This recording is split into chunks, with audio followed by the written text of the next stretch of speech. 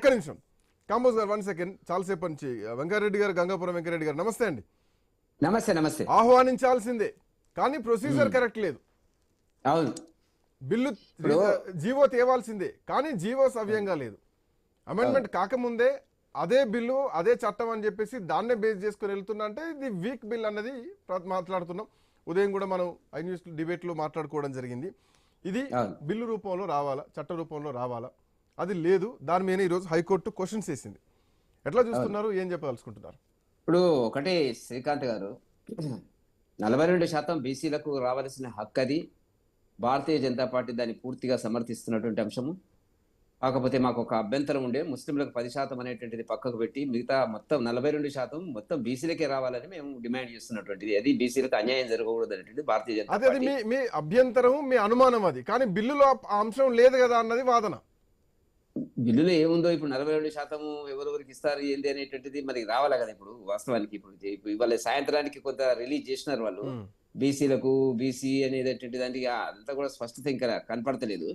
ఏది ఏమైనప్పుడు కూడా శ్రీకాంత్ గారు, మధ్యాహ్నం 1:30కు మీరు ఐ న్యూస్ లో మాట్లాడుకున్నాం. ఏ పాయింట్ అయితే నేను రైజ్ చేసినో 285 దాన్ని పక్కకు పెట్టి ఏ నిర్ణయం చేసినా చెల్లుబాటు కాదు అనేటువంటి మాటనే, దానికి అమెండ్మెంట్ అనేటువంటిదే చెప్పడం జరిగింది. గవర్నర్ వైపున ఉంది అనేటువంటిది అదే ఇవాళ జస్టిస్ విజయసేన్ రెడ్డి గారు కూడా రైజ్ చేసినట్టుగా మీరు చెప్తున్నటువంటి సమాచార ప్రకారంగా వస్తున్నటువంటిది. నేనేమంటున్నా అంటే, రేవంత్ రెడ్డి గారికి బీసీల పట్ల చిత్తశుద్ధి ఉందా లేదా అనేటువంటిది చాలా స్పష్టంగా కనపడుతున్నటువంటిది.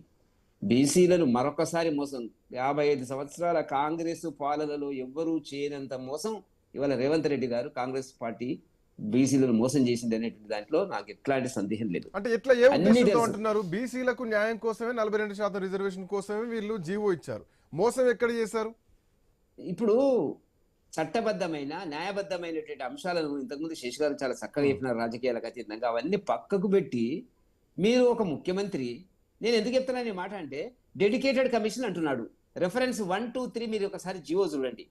2 ఉంది GOMS 18 ప్లానింగ్ అండ్ డెవలప్మెంట్ 10/10/24 నాడు మీరు ఈ సోషియో ఎకనామిక్ సర్వేకు సంబంధించినటువంటి జీవో ఇచ్చినారు.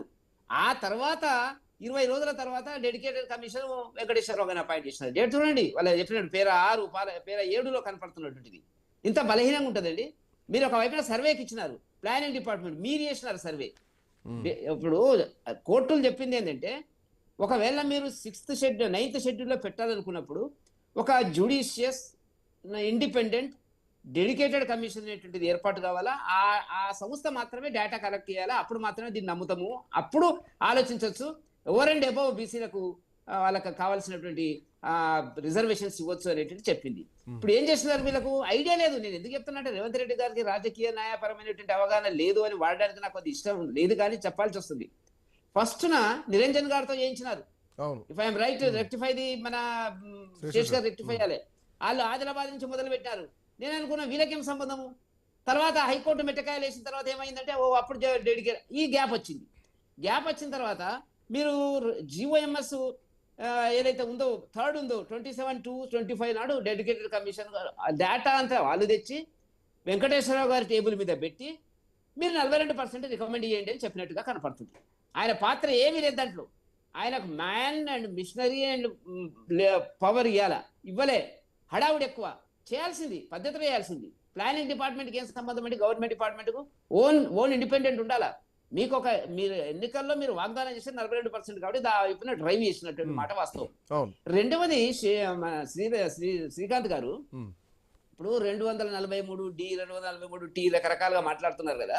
ఈ చర్చ బీహార్ లో 2023లో నితీష్ గవర్నమెంట్ గారు 84% బీసీలు ఉన్నారు, లేకపోతే ఆ సామాజిక వర్గాలు ఉన్నాయి, మాకు 60% నుంచి 50% నుంచి 65% ఇవ్వండి అన్నప్పుడు కోర్టు మాట్లాడింది ఏం తెలుసా? ఇప్పుడు కూడా ఇప్పుడు పేజీ 2లో మనకి జీవోలో 9వ దాంట్లో ఉంది, అడిక్వేట్ లేదు, ఇన్అడిక్వేట్ పొలిటికల్ రిప్రజెంటేషన్ ఉంది కాబట్టి మేము ప్రపోజ్ చేస్తున్నాం అన్నారు. హైకోర్టు కూడా అక్కడ బీహార్ లో ఏం చెప్పిందంటే, inadequate representation does not mean that proportionate representation. చాలా అర్థం ఉంది దానికి. దాని ప్రకారం ఇవ్వాలని లేదు ఎక్కడ అనేటువంటి మాట చెప్పినారు వాళ్ళు. కాబట్టి మీరు ఎస్సీ ఎస్టీలకు శేష్ గారు బాగా చెప్పినారు, ఎస్సీ ఎస్టీలకు సంబంధించినటువంటి పెరిగే జనాభాని బట్టి ఉంటుంది. దీనికి సంబంధించినటువంటి గైడ్ లైన్స్ ఒక జాతీయ స్థాయిలో ఒక నిర్ణయం జరగాల. లేకపోతే కేంద్ర ప్రభుత్వము రాష్ట్ర ప్రభుత్వాలు కూర్చొని ఒక నిర్ణయం చేయాలనుకున్నప్పుడు ఇప్పుడు మోదీ గారు దానికి సంబంధించినటువంటి ఏర్పాట్లు చేస్తున్నట్టుగా మనకు చాలా స్పష్టంగా జనగణన కులగణన జరుగుతున్నట్టు ప్రజలు అది రాహుల్ గాంధీ గారు చెప్పిన తర్వాత పట్టుకున్నారు వాళ్ళు. సరే రాహుల్ గాంధీ గారు తీసుకెళ్లి భారత్ జోడో యాత్రలో చెప్పిన తర్వాత ఐస్ ఓపెన్ అయిపోయినాయి, వాళ్ళ ఐస్ ఓపెన్ అయ్యి చెయ్యాలా అని చెప్పేసి good, very good. Rahul Gandhi మీరు మధ్యలో మాట్లాడితే ఎట్లండి? 55 ఏళ్ళు పాలించారు, మీకు ఆలోచన లేదు. మీరు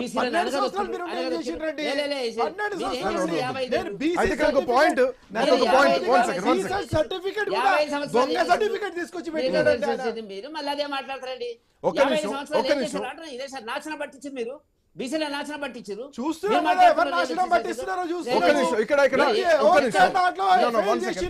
వెంకరెడ్డి గారు ఒక ప్రశ్న. వెంకరెడ్డి గారు, చట్టసభల్లో చేసినటువంటి జీవో, సో చట్టం ప్రకారమే వస్తుందని అనుకుందాం.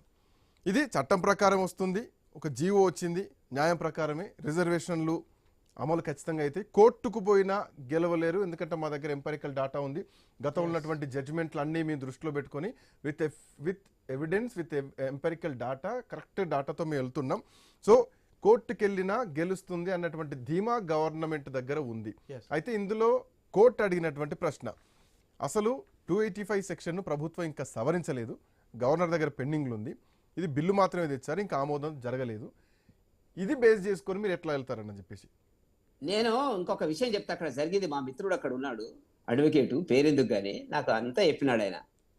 జడ్జి అడిగింది ఏంటంటే, మీరు 285 క్లారిఫికేషన్ లేకుండా గవర్నర్ దగ్గర ఉన్నప్పుడు మీరు ఎట్లా ఇచ్చినారు జీవో అని కనుక్కోమన్నారు. అంటే అప్పుడు అడ్వకేట్ జనరల్ అన్నాడు, నేను ఒకవేళ మీరు అది కానీ చెప్పకపోతే, ఇప్పుడు చెప్పకపోతే నేను స్టే చేయాల్సి వస్తుంది, స్టే చేస్తే మీ తొందర ఏముంది సార్ స్టే చేయడానికి అని అంటున్నాడు. అంటే ఈ లోపల వాళ్ళు తతంగం ముగించాలనే ప్రయత్నంలో ఉన్నాడు, వెళ్ళిపోవాలని తతంగం ఉన్నది. కాబట్టి మీరు ఏం చెప్తారో చెప్పండి అంటే బయటికి వెళ్ళినాడు, 15 నిమిషాలు టైం ఇచ్చినాడు, బయటికి వెళ్ళి కనుక్కున్నాడు. నాకు అంతకు మీరు చెప్పకముందే నాకున్న సమాచారం అది. కనుక్కున్న తర్వాత ఏం జరిగిందంటే, ఇప్పుడు స్టే ఇస్తే మరింత తప్పుడు సమాచారం పోతుంది, కాబట్టి మీరు దీని మీద ప్రొసీడ్ కాకూడదు అనేటువంటి అర్థం వచ్చింది అక్కడిగా. 8వ తారీఖు నాడు ఏం చెప్తారు ఏంది అనేటువంటిది దానికి సంబంధించినటువంటి అంశం. కాబట్టి ఇంత అవగాహన, న్యాయ అవగాహన లేకుండా డిపార్ట్మెంట్, రేవంత్ రెడ్డి గారి న్యాయశాఖ మంత్రులు వ్యవహారాలు ఏదో చేయాలా అయిపోవాలా అనేటువంటిది కాదు కదా. దాని తొందర ఉంది, కొంత వెనక ముందు జరగాల్సినటువంటి 42% వాళ్ళకి రావాలా. కాబట్టి దీంట్లో ఏం జరిగింది, ఇప్పుడు మనం గత అనేక చర్చల్లో శ్రీకాంత్ గారు రేవంత్ రెడ్డి గారి పాలనలో జరిగేటువంటి ఏవైతే ఉన్నాయో లోపాలు ఉన్నాయో, అవగాహన రాహిత్యం ఉందో, న్యాయశాస్త్రం పట్ల ఆయనకు ఉండేటువంటి అతి తక్కువ పరిజ్ఞానం, ఇవన్నీ కూడా స్పష్టంగా కనపడుతున్నటువంటి అంశం.